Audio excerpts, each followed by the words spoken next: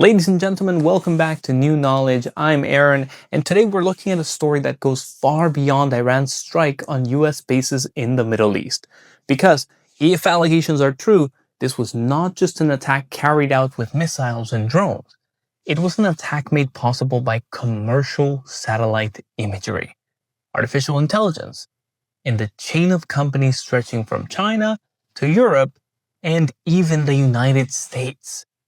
And that is what makes this story so explosive, because we are no longer talking about only what Iran launched. We are talking about how Iran may have known exactly where to hit. Recently, John Mulinar, chairman of the U.S. House Select Committee on China, issued a strong warning. According to him, sensitive U.S. military deployments in the Middle East may have been exposed to commercial satellite imagery and AI-driven analysis, and that exposure may have contributed directly to Iran's strike at the end of March, a strike that reportedly caused casualties among U.S. personnel and damage to major aircraft assets. In a letter sent to Defense Secretary Pete Hegseth on the 13th, Molinar pointed to Mizar Vision, an AI image analysis company based in Hangzhou, China. According to his claim, the company published high-resolution images of Prince Sultan Air Base in Saudi Arabia on the 27th, right before Iran launched its attack on that same base. And that is where this story begins to get very serious. Because if a private company can take commercially available satellite imagery, run it through advanced AI tools, and turn it into something close to ready-made targeting intelligence, then the traditional line between public information and military intelligence starts to disappear. Iran's strike on Prince Sultan Air Base was one of the most serious attacks targeting US forces in the region. Reports described a combined assault using ballistic missiles and drones against the base, which is located about 100 kilometers south of Riyadh. Some accounts say Iran used at least one ballistic missile. Others suggest around 6 ballistic missiles combined with multiple UAVs, with some reports putting the drone count as high as 29. Whatever the exact number, the key point is that this was not a random barrage. It was a coordinated strike aimed at highly sensitive areas, including troop concentrations and aircraft parking zones. The human cost was significant.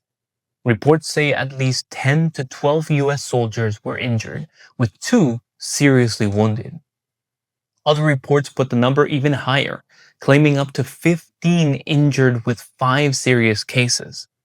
There were initially no immediate reports of death, although the broader series of regional attacks has pushed the US total casualties far higher over time.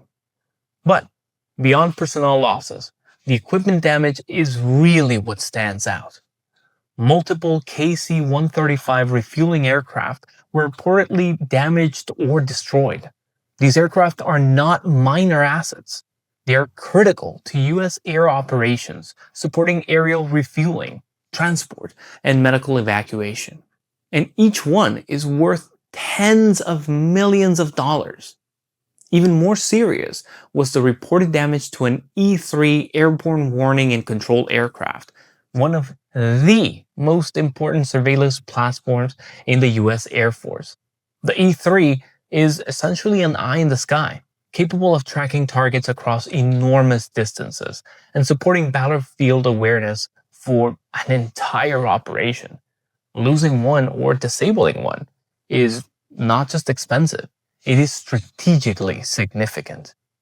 That is why this strike drew so much attention, because it suggested a level of precision that raised an obvious question. How did Iran know where to hit? And this brings us back to Mizar Vision. According to allegations, Mizar Vision played a major role by publishing analyzed satellite imagery of Prince Sultan Air Base before the strike. The company itself does not own satellites. Instead, it gathers imagery from multiple commercial providers and then uses AI software to identify and classify military assets. That includes aircraft, missile defense systems, naval vessels, fuel depots, and radar facilities. In other words, Mizar Vision is not just showing pictures, it is interpreting them. And that distinction matters because raw satellite imagery is one thing. Turning it into actionable insight is something very different. According to reports, Mizar Vision's AI can distinguish between specific aircraft types, such as KC-135s or KC-46s, F-22s, F-35s, and E-3s. It can reportedly identify Patriot and THAAD systems, compare multiple satellite captures over time, detect changes in deployment, and process enormous amounts of geospatial data in a fraction of the time it would take human analysts. That is what makes this story so important. The real power here is not just access to satellite images. Anyone with enough money can buy commercial imagery. The real power is the ability to transform that imagery into a nearly finished intelligence product, and to do it fast. That is what AI changes. And that is why a relatively young company like Mizar Vision has drawn so much concern. Founded in 2021, it's still a very young company. But according to US lawmakers and analysts, it has been operating with a level of sophistication that looks far beyond what you would normally expect from a simple startup. 1 week before the US launched Operation Epic Fury on the 28th, the company reportedly began posting imagery related to the conflict on social media. ABC News and other sources reported that Mizar Vision had focused repeatedly on Prince Sultan Air Base, posting images and analysis showing Patriot systems, aircraft positions, and other sensitive details. Then, less than 48 hours after its final images were posted, Iran launched its strike. That timeline is what has alarmed US officials. Now, at this point, the obvious question is, who is really behind Mizar Vision? Because this is where the story shifts from a military issue to a geopolitical one. Analysts have pointed out that businesses are not usually in the habit of giving away valuable military analysis for free over the long term. Companies exist to make money.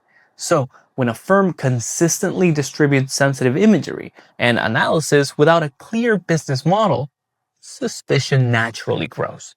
Michael Dam, a senior fellow in security policy, reportedly argued that this pattern is highly unusual. And many experts believe that it is entirely possible that Mizar Vision is not acting independently, but is instead connected in some way to Chinese state influence or strategic direction. Officially, Mizar Vision presents itself as a private company. Reports say roughly 5.5% of its shares are owned by the Beijing government. On paper, that does not sound overwhelming. But in China, direct majority ownership is not always necessary. That is one of the most important points in this whole story. The Chinese system does not always rely on straightforward corporate control. Instead, it works through a combination of political influence, state-backed investment vehicles, party structures inside companies, national security laws, intelligence laws, and the broader doctrine of military-civil fusion. That means a company can look private while still being highly responsive to state pressure. Under China's legal framework, organizations and individuals can be required to cooperate with the state on matters involving intelligence, defense, or national security. The government does not need to own a company outright to influence what it does.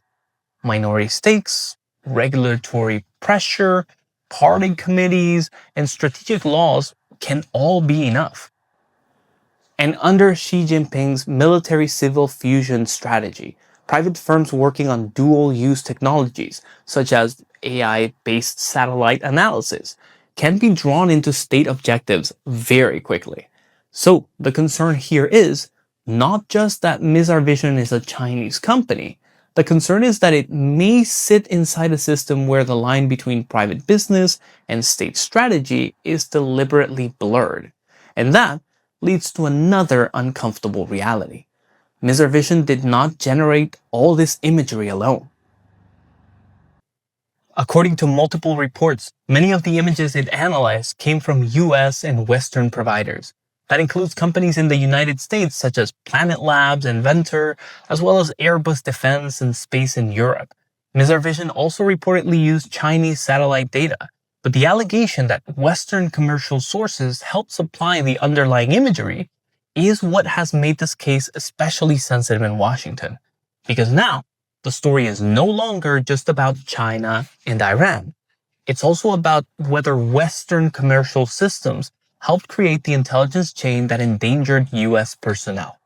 And this is where the tensions inside the US-Europe relationship begin to show.